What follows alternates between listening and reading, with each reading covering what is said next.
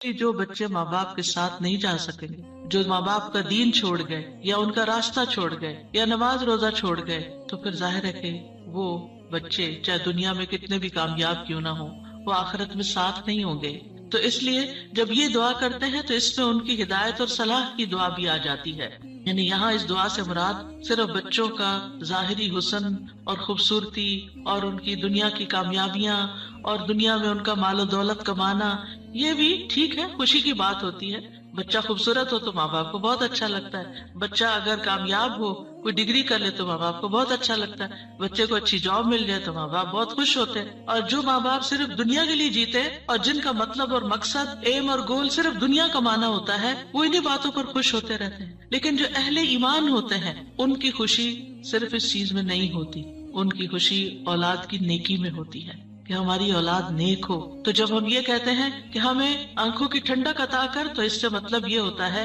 کہ اللہ وہ تیرے اطاعت گزار ہوں، فرما بردار ہوں، خیر اور بھلائی کے کاموں میں آگے جانے والے ہوں، اللہ کی عبادت اچھے طریقے سے کرنے والے ہوں، گناہوں اور حرام کاموں سے بچنے والے ہوں۔ اور وجعلنا للمتقین اماما، کہ اللہ ہمارے ماتحت جتنے بھی لوگ ہیں وہ سب متقی ہوں۔ یعنی ایک طرف اولاد کے لیے دعا اور دوسری طرف ان لوگوں کے لیے جو ہمیں فالو کرتے ہیں یا جن کے اوپر ہم ذمہ دار بنائے گئے ہیں، کہ یا اللہ ان کے اندر بھی تقویٰ پیدا کر دے۔ یعنی ہماری اولاد تو نیک ہو، لیکن آپ کے ساتھ جو لوگ کام کر رہے ہیں، جن کے آپ ذمہ دار ہیں، مثلا اگر آپ استاد ہیں اور آپ کے شاگرد ہیں، یا آپ ایک لیڈر ہیں، کمیونٹی لیڈر ہیں اور آپ کے بہت سے فالوورز ہیں، یا اسی طرح اور جو بھی کام آپ لیڈرشپ رول میں کرتے ہیں، تو یا اللہ جو لوگ آپ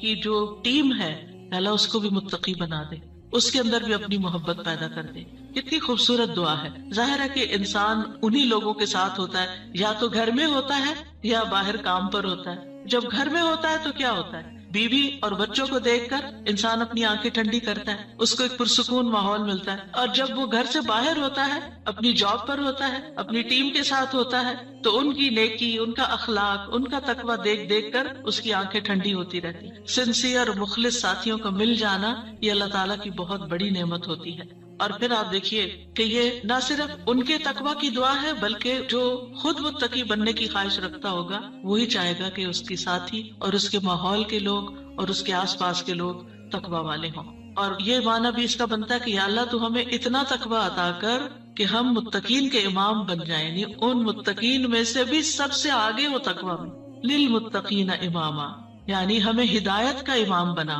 لوگوں کو ہم سے ہدایت حاصل ہو، گمراہی کا امام نہ بنے۔ کیونکہ اللہ سبحانہ تعالیٰ نے خوش بخت لوگوں کے بارے میں فرمایا سورۃ الانبیاء میں، وَجَعَلْنَاهُمْ أَئِمَّةً يَهْدُونَ بِأَمْرِنَا وَأَوْحَيْنَا إِلَيْهِمْ فِعْلَ الْخَيْرَاتِ وَإِقَامَ الصَّلَاةِ وَإِيتَاءَ الزَّكَاةِ وَكَانُوا لَنَا عَابِدِينَ، اور ہم نے انہیں ایسے پیشوا بنایا جو ہمارے حکم کے ساتھ رہنمائی کرتے تھے، اور ہم نے ان کی طرف نیکیاں کرنے اور نماز قائم کرنے اور زکوٰۃ ادا کرنے کی وحی بھیجی، اور وہ صرف ہماری عبادت کرنے والے تھے۔ تو اس سے کیا پتہ چلتا ہے کہ ہم نے انہیں ایسا پیشوا بنایا جو ہمارے حکم کے ساتھ رہنمائی کرتے تھے۔ یہ ہے متقین کے امام، کہ جو اللہ کی مرضی اور اللہ ہی کے دی ہوئی جو تعلیم اور ہدایت ہے اس کے مطابق لوگوں کو گائیڈ کرتے ہیں، صرف اپنی من پسند چیزوں یا اپنی طرف سے چیزیں ایجاد نہیں کرتے۔ اور اہل شقاوت بدبخت لوگوں کے بارے میں آتا ہے وَجَعَلْنَاهُمْ أَئِمَّةً يَدْعُونَ إِلَى النَّارِ، ہم نے ان کو ایسے امام بنایا جو لوگوں کو آگ کی طرف بلاتے ہیں، جیسے فرعون تھا،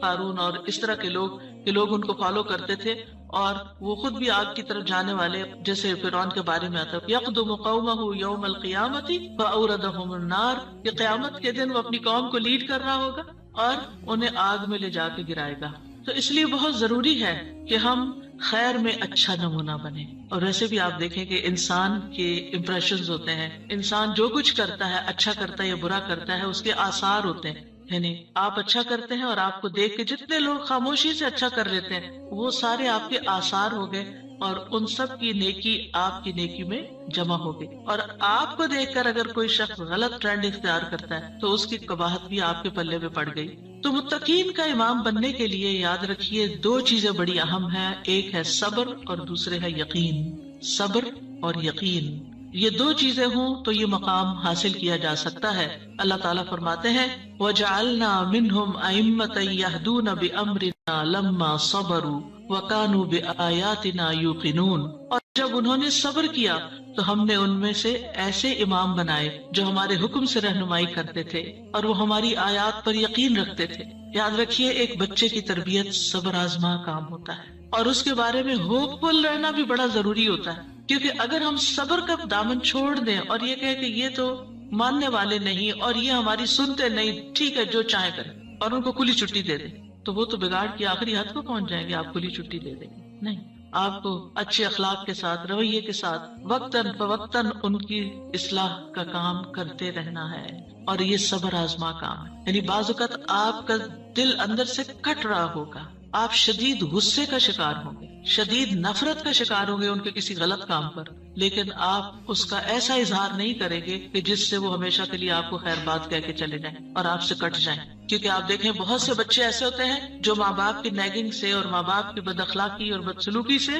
پھر وہ ہمیشہ کے لیے ان کو چھوڑ ہی جاتے ہیں۔ تو ایسا کوئی طریقہ اختیار نہیں کرنا کہ جس سے وہ دور ہوں، بلکہ محبت کے ساتھ، یعنی اگر ان کے اندر آپ دیکھتے ہیں کچھ چیزیں ایسی ہیں جو درست نہیں، تو محبت کے ساتھ اور صبر کے ساتھ دعائیں کرتے کرتے ان کی اصلاح کرتے جائیں۔ ہو سکتا ہے آپ اپنی زندگی میں نہ دیکھیں وہ دن جس کو آپ دیکھنا چاہتے ہیں، لیکن مرنے کے بعد آپ کو ان کی دعائیں پہنچ رہی ہیں، آپ کی وہ محنت ضائع نہیں جائے گی۔ تو لما صبروا، صبر کرنا بہت ضروری ہے، اور پھر یہ ہے کہ ان کی طرف سے جتنی بھی آزمائشیں آئیں، ان کی طرف سے جو تکلیفیں آپ کو پہنچے، کیونکہ جو بھی ماں باپ بنتے ہیں وہ سب جانتے ہیں کہ اولاد کی طرف سے بعض اوقات آنکھوں کی ٹھنڈک سے زیادہ تکلیفیں ہی پہنچتی، یعنی وہ آپ کا مقام نہیں سمجھتے جب تک وہ خود ماں باپ نہیں بنتے، ان کو سمجھ نہیں آتی کہ ماں باپ کا مقام کیا ہے اور ماں باپ کی تکلیف کیا ہے۔ لہٰذا ایسے تمام مواقع پر صبر سے کام لینا ہے، اور دوسرا یہ کہ یقین رکھنا ہے، بے یقینی سے دعا نہیں کرنی، یقین رکھنا ہے کہ اللہ میری دعائیں سنتا ہے اور وہ ضرور سنے گا۔ لم اکم بدعائک رب شقیہ، اے رب میں تجھ سے دعا مانگ کر کبھی بدبخت ہوا ہی نہیں، تو دعاؤں کا سننے والا ہے۔ ایسی دعا کرنے والوں کا انجام بہت بہترین ہے۔ اللہ تعالیٰ فرماتے ہیں اولئک یجزون الغرفۃ، ایسے نیک بندے جن کے اندر یہ صفات ہوں، جو یہ چاہتے ہوں کہ ان کی اولاد اچھی ہو جائے، ان کے ازواج، ان کی بیوی یا شوہر اچھا ہو جائے، اور پھر صبر کے ساتھ یہ سب کام کریں، تو پھر ان کا انجام بھی بہت اچھا ہے۔ اور وہ کیا ہے کہ جنت کا اعلیٰ ترین مقام، جیسا کہ سورۃ العنکبوت میں آتا ہے والذین آمنوا وعملوا الصالحات لنبوئنہم من الجنۃ غرفا تجری من تحتها الانہار خالدین فیہا نعم اجر العاملین الذین صبروا وعلی ربہم یتوکلون۔ اور جو لوگ ایمان لائے اور انہوں نے نیک کام کیے، ہم انہیں ضرور ہی جنت کے اونچے گھروں میں جگہ دیں گے، یعنی بہترین مقام پر جگہ دیں گے، جن کے نیچے سے نہریں بہتی ہیں۔ یعنی اوپر جب ہوتا ہے تو نیچے کا سین زیادہ بہتر نظر آتا ہے، ہمیشہ ان میں رہنے والے ہیں۔ دنیا میں آپ اگر کوئی ایسی جگہ پر، کسی سی سائڈ پر، کسی بہترین سینری اور گرینری کے مقام پر، اونچی کسی ہائیسٹ فلور پر پینٹ ہاؤس خرید بھی لیں، رہ بھی لیں، لیکن آپ کو ہر وقت دھڑکا لگا رہتا ہے کہ پتہ نہیں کب دنیا سے چلے جانا ہے، یا اگر رینٹ پر رہ رہے ہیں تو پتہ نہیں کب یہاں سے نکلنا پڑ جائے، تو آپ پوری طرح انجوائے نہیں کر سکتے۔ یعنی انسان جتنا بھی چاہے دنیا میں کمپلیٹ انجوائمنٹ ہے ہی نہیں، کیونکہ اس کے ساتھ کئی مسائل اور کئی مشکلات ہوتی ہیں۔ لیکن آخرت میں بلند ترین مقامات میں فرمایا خالدین فیہا، وہ اس میں ہمیشہ رہیں گے، نکلنے کا، اس کو چھوڑنے کا، اس کے خراب ہونے کا، اس کی مینٹیننس کا کوئی فکر ہی نہیں ہے، صرف انجوائمنٹ ہی ہے۔